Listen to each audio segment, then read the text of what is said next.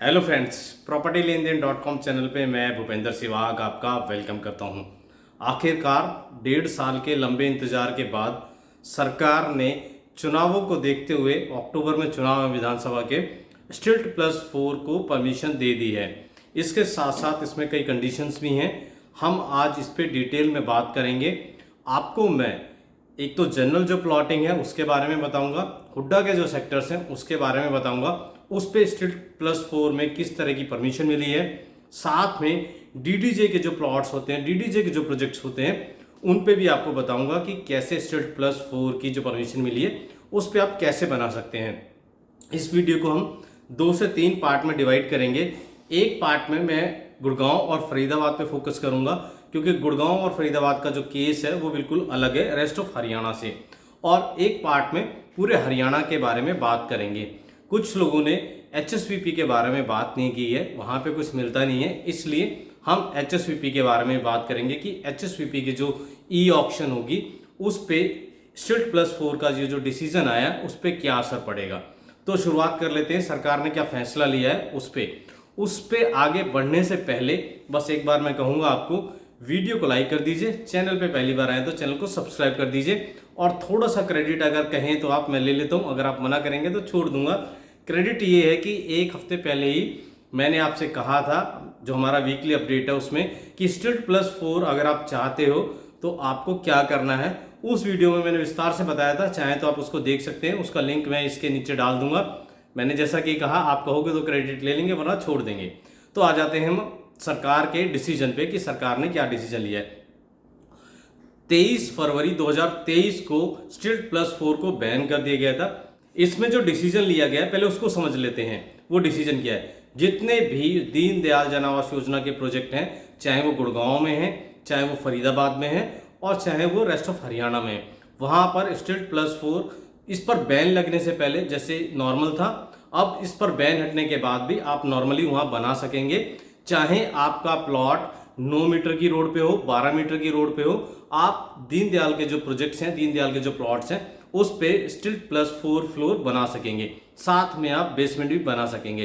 तो आप मान के चलिए कि दीनदयाल जन आवास योजना जो पॉलिसी थी, जिसमें आपने प्लॉट ये सोच के खरीदा था कि आप इस पे 4 फ्लोर बना सकते हैं, बेसमेंट भी बना सकते हैं, तो सरकार के इस डिसीजन के बाद आपके इन प्लॉट्स पे वो बहाली हो गई है। आप 4 फ्लोर आराम से बना सकते हैं। दीनदयाल में कैसा भी प्लॉट हो, किसी भी साइज का प्लॉट हो, और कितने भी चौड़े रोड पर हो, आप STILT+4 और बेसमेंट भी बना सकते हैं। ये चीज आपको क्लियर होगी बिल्कुल। ये मैं पूरे हरियाणा की बात कर रहा हूं। अब थोड़ा सा बढ़ लेते हैं गुड़गांव और फरीदाबाद की तरफ, क्योंकि गुड़गांव फरीदाबाद में दीनदयाल की जो पॉलिसी है वो डिसबैंड कर दी गई है। वो लगभग 1-1.5 साल पहले बंद कर दी गई है। यहाँ पर नए प्रोजेक्ट्स नहीं आते हैं दीनदयाल में, तो इसको थोड़ा अलग से समझने की जरूरत है। कई ऐसे बिल्डर हैं गुड़गांव और फरीदाबाद में जिन्होंने DDJ के लाइसेंस लिए हुए थे, बट STILT+4 पे बैन लगने के बाद वो वहां पर फ्लोर नहीं लेकर आए थे। तो अब ये बैन हट गया है, तो हो सकता है आपको कुछ ऐसे प्रोजेक्ट्स दीनदयाल के देखने को मिले जिस पे आपको STILT+4 के फ्लोर के साथ कोई प्रोजेक्ट आएगा। कुछ ऐसे डेवलपर हैं जो ये सोच रहे थे कि दीनदयाल के प्रोजेक्ट्स में STILT+4 की परमिशन नहीं मिलेगी, तो हमने जो लाइसेंस लिया हुआ है हम उस पर प्लॉटिंग करके उसको बेच देंगे। बट अब जब फ्लोर में प्रॉफिट ज्यादा होता है, सबको भी पता है, बिल्डर को भी पता है, आपको भी पता है, मुझे भी पता है, तो वो प्लॉट अब लेकर नहीं आएंगे, वहां आपको फ्लोर देखने को मिलेंगे। कौन कौन से डेवलपर हैं, कौन कौन से प्रोजेक्ट्स हैं, आपको मैं, आप मेरे से जुड़े रहेंगे तो मैं एक वीडियो अलग से बना दूंगा, उस पर आपको बता दूंगा ये कौन कौन से प्रोजेक्ट्स हैं। अब बात कर लेते हैं नए सेक्टर और पुराने सेक्टर की। बहुत सारे लोगों में ये कंफ्यूजन हो रही है कि नए सेक्टर में परमिशन मिली है, पुराने सेक्टर में परमिशन नहीं मिली है। इस तरह की कोई बात नहीं है, ना कोई नया सेक्टर ना कोई पुराना सेक्टर, इस तरह का कोई डिस्क्रिमिनेशन नहीं है। जो डिस्क्रिमिनेशन है, जिस तरह का सरकार ने डिसीजन लिया है, उसको जरा आप ध्यान से सुन लीजिए। कोई भी सेक्टर हो, चाहे वो नया हो चाहे वो पुराना हो, उसमें 10 मीटर या उससे चौड़ा जो रोड होगा उस पे STILT+4 की परमिशन मिली है कंडीशन के साथ। क्या कंडीशन है वो जान लीजिए। कंडीशन ये है, मान लीजिए सेंटर में आपका एक प्लॉट है, आपके लेफ्ट साइड भी आपका कोई नेबर है, आपके राइट साइड भी आपका कोई नेबर है, आपको उनसे NOC लेना पड़ेगा कि मैं STILT+4 बनाना चाहता हूं। अब आपको लग रहा होगा कि पता नहीं परमिशन देगा कि नहीं देगा।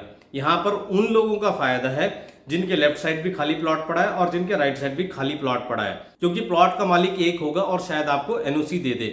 जब आप एनओसी ले रहे हैं और जो एनओसी दे रहा है, दोनों को एक चीज का ध्यान रखना है कि जब आप किसी को एनओसी दे रहे हैं तो आप भी एनओसी ले लें, क्योंकि आपने अगर आज एनओसी दे दी और कल को जिससे आप एनओसी लेने गए, जिसको आपने एनओसी दी थी, उसने मना कर दिया, तो फिर आपके लिए दिक्कत हो सकती है।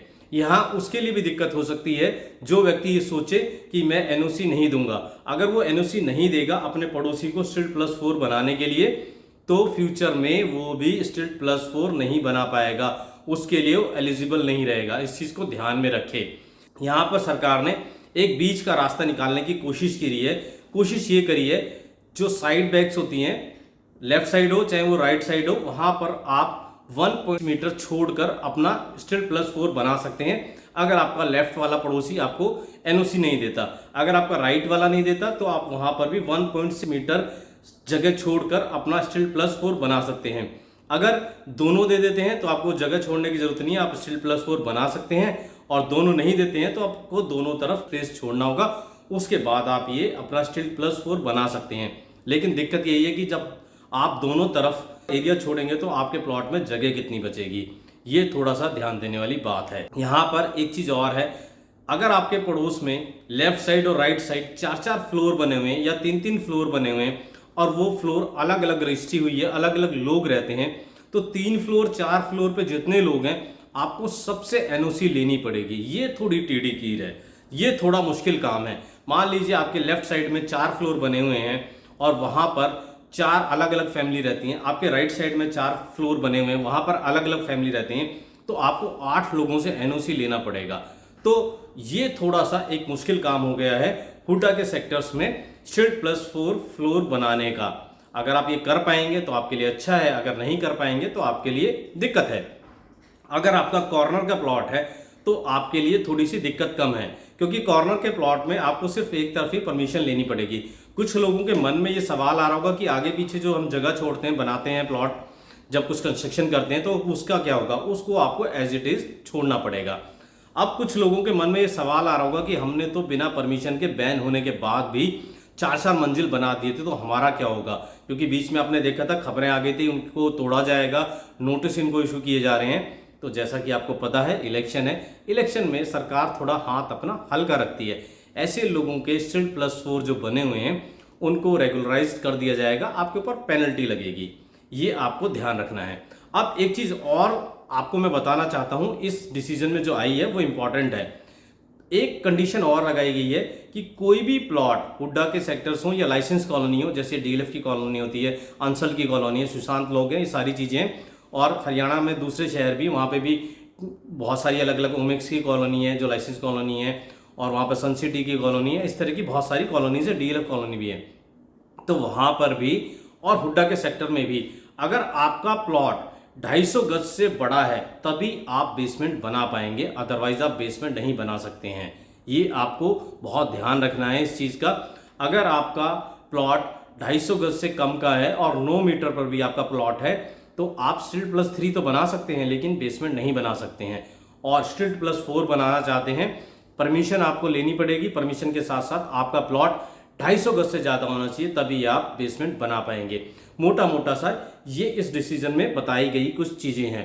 इसके साथ साथ सरकार को भी पता है कि इसमें जैसे जैसे जब अप्रूवल आएंगे, जैसे जैसे एप्लीकेशंस आएंगी, तो कई तरह की और दिक्कतें आएंगी। उन दिक्कतों को कैसे दूर किया जाएगा उसका भी सरकार ने इसमें प्रोविजन किया है। सरकार की तरफ से, गवर्नमेंट की तरफ से, हरियाणा गवर्नमेंट की तरफ से कहा गया है हम एक पोर्टल लॉन्च करेंगे, स्टिल्ट+4 के नाम से पोर्टल होगा, जो टीसीपी है, टीसीपी हरियाणा की वेबसाइट है, उससे लिंक होगा। अगर आपकी किसी तरह की कोई शिकायत है, किसी तरह की कोई आपकी समस्या है, तो आप उस पोर्टल पर जाकर अपनी समस्या का निवारण कर सकेंगे, आप कंप्लेन कर सकेंगे। यहाँ एक बहुत इंपॉर्टेंट चीज मैं आपको बताना चाहता हूँ, शायद आपको अभी तक किसी वीडियो में देखने को ना मिला हो। कुछ ऐसे डीडीजे के लाइसेंस हैं जिनमें स्टिल्ट+4 की परमिशन के हिसाब से लाइसेंस नहीं दिए गए थे। वहां पर अगर कोई स्टिल्ट+4 बनाता है तो उसको प्रायर परमिशन लेनी पड़ेगी। अब बायर जो है, एंड यूजर जो है, उसके लिए एक दिक्कत हो जाती है कि वो कैसे पता करेगा कि इस डीडीजे के प्रोजेक्ट में मैं 4 मंजिल बना सकता हूं कि नहीं बना सकता हूं। तो आने वाले दिनों में गवर्नमेंट का जो पोर्टल है आपके लिए बहुत काम का सिद्ध होने वाला है। किस तरह से होगा उस पर फ्यूचर में मैं वीडियो बनाऊंगा, आपको सारी चीज़ें बताऊंगा। उस पोर्टल पर जाकर आप चेक कर सकते हैं कि दीनदयाल के किस प्रोजेक्ट में STEEL+4 की परमिशन मिली हुई है और किस प्रोजेक्ट में STEEL+4 की परमिशन नहीं मिली है। अब बात कर लेते हैं थोड़ी सी HSVP की। HSVP यानी हरियाणा शहरी विकास प्राधिकरण, हुडा के नाम से जो जाना जाता था। हरियाणा में ज़्यादातर जो सेक्टर्स हैं वो HSVP के द्वारा ही बनाए गए हैं। इनमें जो ई ऑक्शन किया जाता है वो गवर्नमेंट के द्वारा, HSVP के द्वारा किया जाता है। बहुत सारे लोगों ने वहाँ पर पास्ट में जो प्लॉट बाय किए हैं उसके लिए जो पैसे दिए हैं वो STEEL+4 के हिसाब से दिए हैं। अगर आपने भी ई ऑक्शन में ऐसा कोई प्लॉट बाय किया है और अब आप वो प्लॉट नहीं बना पाएंगे, मान लीजिए 9 मीटर के चौड़े रोड पे वो प्लॉट आपने बाय किया था, तो सरकार आपको पैसा वापस करेगी। उसका क्या प्रोसेस है उसको जानने के लिए आप हमारे टेलीग्राम चैनल पर जुड़ सकते हैं। जो ये ऑर्डर आया था, ऑर्डर की कॉपी है, जो उसका जो प्रेस नोट है वो हमने अपने टेलीग्राम चैनल पे प्रोवाइड किया हुआ है, आप उसको देख सकते हैं। उसमें कैलकुलेशन देकर बताया गया है कि आपको सरकार की तरफ से कितना पैसा वापस मिलेगा। ये एक लेटेस्ट अपडेट है। फ्यूचर में जब अब कभी HSVP का ई ऑक्शन होगा तो इस डिसीजन का उस पर क्या असर पड़ेगा वो भी जान लीजिए, क्योंकि पूरे हरियाणा में ई ऑक्शन होता है। बहुत बड़ा तबका ऐसा है जो ई ऑक्शन में ही प्रॉपर्टी बाय करता है। तो फ्यूचर में अगर कोई ई ऑक्शन में प्रॉपर्टी बाय करेगा HSVP से, वो इस चीज़ का ध्यान रखेगा कि प्लॉट 10 मीटर या उससे चौड़े रोड पर है कि नहीं, क्योंकि 10 मीटर से कम चौड़ा रोड होगा तो उस पर वो STEEL+4 नहीं बना पाएगा। यहाँ पर आम आदमी का बड़ा फायदा होने वाला है। आम आदमी का क्या फायदा होने वाला है वो मैं आपको बता देता हूँ, जरा ध्यान से सुनिएगा। जो रोड 10 मीटर से कम चौड़े हैं उस पे अगर कोई प्लॉट आएगा तो उसमें जो बिल्डर फ्लोर बना के अब तक बेचते थे वो उसमें इंटरेस्ट नहीं दिखाएंगे। आम आदमी जो 1 मंजिल 2 मंजिल 3 मंजिल बनाना चाहता है उनके लिए एक रास्ता खुल गया है, वो प्लॉट कंपेरेटिवली आपको सस्ते मिलेंगे। तो अगर आप फ्यूचर में कोई प्लॉट बाय करना चाहते हैं तो 9 मीटर के रोड पे आप देख सकते हैं उसमें आपको बहुत ज़्यादा बिल्डर नहीं मिलेंगे, आप आराम से उस प्रॉपर्टी को बाय कर पाएंगे। और अब जो 10 मीटर या उससे चौड़े जो रोड हैं उन पे कोई प्लॉट आएगा उस पे आपको ज़्यादा मारामारी देखने को मिलेगी, क्योंकि वहाँ पर STEEL+4 का प्रोविज़न है। और साथ में लोग अब ये देखेंगे कि जिस सेक्टर में वो प्लॉट बाय करेंगे कि उसके लेफ्ट साइड घर बना हुआ तो नहीं है, राइट साइड घर बना हुआ तो नहीं है, क्योंकि अगर घर बना होगा और फ्लोर बने होंगे स्पेशली तो लोगों को दिक्कत आएगी NOC लेने में। इस डिसीजन से आपके ऊपर क्या असर पड़ने वाला है वो जान लीजिए। सबसे पहला तो दीनदयाल के जो प्रोजेक्ट्स हैं उनको सबसे ज़्यादा इस डिसीजन से फायदा होने वाला है, क्योंकि जो दीनदयाल के जिन्होंने प्लॉट लिए हुए थे वहाँ पर STEEL+4 की परमिशन मिल चुकी है, वहाँ किसी तरह की कोई कंडीशन नहीं लगाई है। तो जिन लोगों के प्लॉट बाय किए हुए थे समझ लीजिए आपके प्राइस बढ़ने वाले हैं या बढ़ना शुरू हो चुके हैं।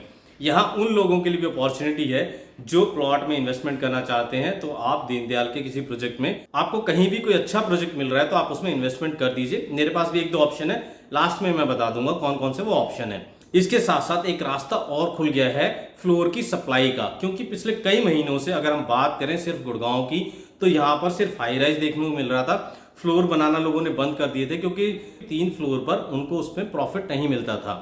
तो अब 4 फ्लोर की परमिशन मिल गई है तो फ्लोर आपको दिखाई देंगे, और सबसे ज़्यादा फ्लोर आपको दीनदयाल के प्रोजेक्ट्स में दिखाई देंगे। हालांकि दीनदयाल के बहुत सारे जो प्लॉटिंग के प्रोजेक्ट्स हैं उसमें पोजीशन नहीं आया है, पोजीशन आने के बाद ही वहाँ आपको बिल्डर फ्लोर दिखाई देंगे। और बिल्डर फ्लोर आपको अब 100 गज 150 गज और 180 गज 170 गज इनके जो ये प्लॉट के साइज है इस पे भी फ्लोर देखने को मिलेंगे। अब आपको थोड़ा सा अपनी जो चाहते हैं, अपनी जो विश है वो थोड़ी कम करनी पड़ेगी। अगर आपका बजट कम है, आपको 9 मीटर के रोड पे कोई फ्लोर मिल रहा होगा सस्ता तो आपको ले लेना होगा, क्योंकि इसके अलावा आपके पास कोई और ऑप्शन नहीं है। आपको दीनदयाल में अब बहुत सारे जो प्रोजेक्ट्स हैं दीनदयाल के प्लॉटिंग के उसमें धड़ाधड़ फ्लोर आते हुए दिखाई देंगे। ऐसा मैं बिल्कुल नहीं कह रहा सप्लाई कल से ही मिलने लगेगी, हाँ, लेकिन पोजीशन आने के बाद कोई फ्लोर अनाउंस करेगा तो आपके पास एक ऑप्शन होगा चूज करने के लिए, क्योंकि अभी तक आपके पास ये ऑप्शन था ही नहीं। अभी तक आपके पास सिर्फ हाई राइज का ऑप्शन था या फिर कुछ बिल्डर्स ने जो फ्लोर बनाए लो राइज का वो ऑप्शन था। तो सप्लाई खुलेगी, कम बजट वालों के लिए एक अच्छा डिसीजन है। जैसा कि हमने मुहिम चला ही रखी है कि कम बजट के छोटे साइज के कुछ ना कुछ सप्लाई आनी चाहिए, क्योंकि बहुत सारे लोगों को ऐसा बजट नहीं है। तो आपके लिए एक उम्मीद की किरण कह सकते हैं। आपको दीनदयाल के प्रोजेक्ट्स में प्राइवेट बिल्डर भी जो प्राइवेट 1-1 2-2 प्लॉट ले लेते हैं, 4 प्लॉट ले लेते हैं, उस पर फ्लोर बनाते हुए दिखाई देंगे। और आप अपने बजट से मुझे लगता है कि 1 करोड़ से स्टार्ट हो जाएंगे और 1.5 करोड़ 2 करोड़ तक आपको ये फ्लोर देखने को मिल जाएंगे। इसके ऑप्शन आपको कहाँ कहाँ देखने को मिलेंगे? इसके ऑप्शन आपको हर जगह वहां देखने को मिलेंगे जहां डीडीजे के प्लॉटिंग के प्रोजेक्ट्स आए थे। हरियाणा गवर्नमेंट का जो फैसला आया है इसका पूरे हरियाणा पर किस तरह का असर पड़ा है वो मैं थोड़ा सा डेटा के साथ आपके साथ बात करना चाहता हूँ। हरियाणा में जो हुड्डा के सेक्टर्स हैं उस पर इसका क्या असर पड़ा है उसके बारे में थोड़ा सा मैं आपको बता देता हूँ। पूरे हरियाणा में हुड्डा के जो सेक्टर्स हैं उसमें 61% प्लॉट ऐसे हैं जो 10 मीटर या उससे चौड़े रोड पर है, यानी ये प्लॉट 1,64,000 के करीब हैं जहां स्ट्रीट+4 बनाए जा सकते हैं। 39% प्लॉट ऐसे हैं जो 9 मीटर या उससे कम चौड़े रोड पर हैं हुड्डा के सेक्टर्स में, वहां पर स्ट्रीट+4 नहीं बनाए जा सकते। इसके साथ साथ मैं आपको डेटा दूंगा दीनदयाल का भी कि दीनदयाल में अब तक हरियाणा में कितने प्लॉट आ चुके हैं। दीनदयाल जन आवास योजना की बात करें तो पूरे हरियाणा में करीब 26,000 प्लॉट अब तक आ चुके हैं। तो इन 26,000 प्लॉट में से अगर हम मान के चलें 13,000 एंड यूजर ने लिए हैं और 13,000 इन्वेस्टर्स या बिल्डर्स ने लिए हैं, तो आपके पास इन 13,000 प्लॉट पर 52,000 फ्लोर्स आने का रास्ता खुल गया है। मैं पूरे हरियाणा की बात कर रहा हूँ। हमारा वीडियो सिर्फ गुड़गांव में नहीं देखा जाता, हम पूरे हरियाणा के बारे में बात करते हैं। तो ये एक डेटा था। दूसरा, बहुत सारे लोगों को ये लग रहा होगा कि अगर कोई स्ट्रीट+4 बनाता है और पड़ोसी ने उसको उसका कंसेंट दे दिया, एनओसी दे दी, लेकिन उसके स्ट्रीट+4 बनाने से उसका जो पड़ोस से अगला मकान होगा उसके मकान में कोई दरार आ गई, किसी तरह का कोई डैमेज हो गया, तो वो क्या करेगा?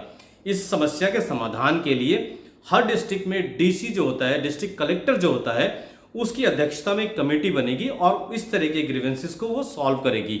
जैसा कि मैंने शुरुआत में बताया था, मैं फिर से रिपीट कर देता हूं, जब ये प्रैक्टिकली लागू होगी स्कीम और ये जो डिसीजन लागू होगा इसमें कई तरह की दिक्कतें आएंगी, उनको रिजॉल्व करने के लिए स्ट्रीट+4 के नाम से एक पोर्टल बनेगा, उसके माध्यम से आपकी ये दिक्कतें दूर की जाएंगी और सरकार इस पे पूरा एक नोटिफिकेशन जारी करेगी, डिटेल नोटिफिकेशन जल्दी जारी करेगी।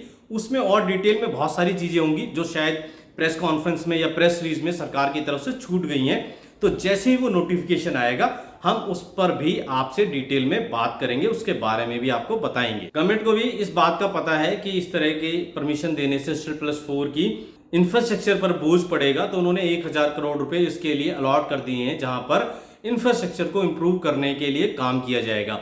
ऐसा नहीं है कि 90% और 100% लोग इस डिसीजन को लेकर खुश हैं। कुछ लोग ऐसे भी हैं जिनको ये लगता है कि सरकार को परमिशन नहीं देनी चाहिए। उनका कहना है कि अब फ्लोर बनने से एक तो हवा जो आती थी, जो धूप आती थी, उसकी दिक्कत आएगी, दूसरा कमर्शियल एक्टिविटी बढ़ेगी और तीसरा न्यूसेंस भी बढ़ सकता है। तो लोगों के ये कंसर्न भी एक जायज़ हैं और मैं मानता हूं कि हमारे जो व्यूअर्स हैं उसमें बहुत सारे ऐसे लोग हैं जो चाहते थे कि स्ट्रीट+4 की परमिशन ना मिले, तो उनके कंसर्न भी जायज़ हैं और उनको भी एड्रेस करना हमारी जिम्मेदारी बनती है। अब मैं आपको बता रहा था वीडियो की शुरुआत में कि कुछ ऑप्शन है हमारे पास। जी हाँ, दीनदयाल जन आवास योजना के प्लॉट्स के कुछ ऑप्शन है हमारे पास। स्क्रीन पे आपको नंबर दिख रहा है, आप हमसे कांटेक्ट करेंगे तो हम आपको बता देंगे कहाँ पर अपॉर्चुनिटी है, कहाँ पर आप ये प्लॉट्स बाय कर सकते हैं। तो मुझे लगता है कि आज की वीडियो में मैंने आपको सारी डिटेल देने की कोशिश करी है। फिर भी आपका कोई सवाल रह गया हो कमेंट में ज़रूर बताइएगा, आपके सारे कमेंट में पढ़ूंगा और उस पर अगर मुझे अलग से वीडियो लाने की जरूरत पड़ेगी तो मैं ज़रूर वीडियो लेकर आऊँगा। उम्मीद करता हूँ वीडियो आपको पसंद आई होगी। वीडियो पसंद आई तो वीडियो को लाइक कर दीजिए, चैनल पर पहली बार आए तो चैनल को सब्सक्राइब कर दीजिए। थैंक यू दोस्तों।